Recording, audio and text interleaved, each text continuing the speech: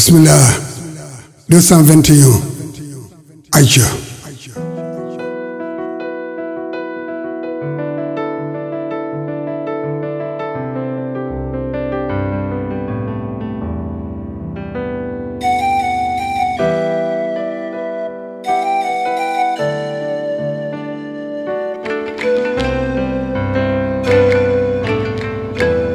Des cases d'honneur d'antan, de Casamance et du Kador, et qui ont couvé tant de passion, des bancos de Bakel et Bandafassi, les baraques de Baïgende et Gounas, au building de Baobab et de Barni. Aujourd'hui, voici le Sénégal.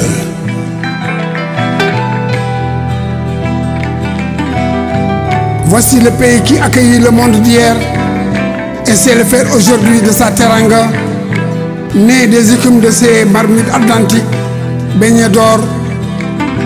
Voici le Sénégal.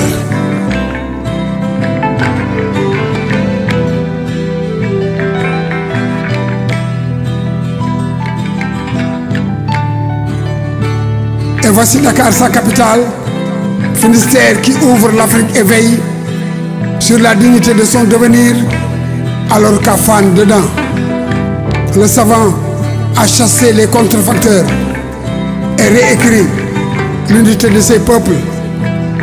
Voici un peuple unique. Voici un pays unique.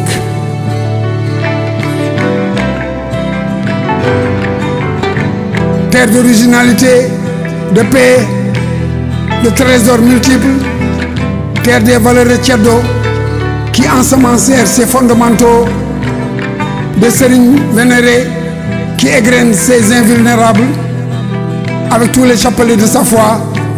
Voici la terre des hommes d'honneur qui vivent les rencontres majeures avec dignité courageuse pour le respect de ceux qui les respectent. Voici les Sénégalais, héritiers de fiers, travailleurs, patients, tolérants, d'intelligence, d'éloquence, d'élégance, akasa.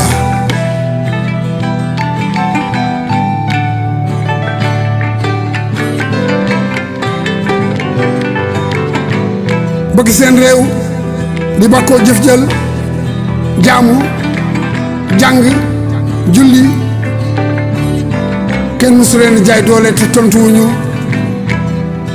galoon mu jàmbaar de su ko rek ragal bu mu ndaanaan jombalu cuune suuf saa ngi yi tool yaa ngi yi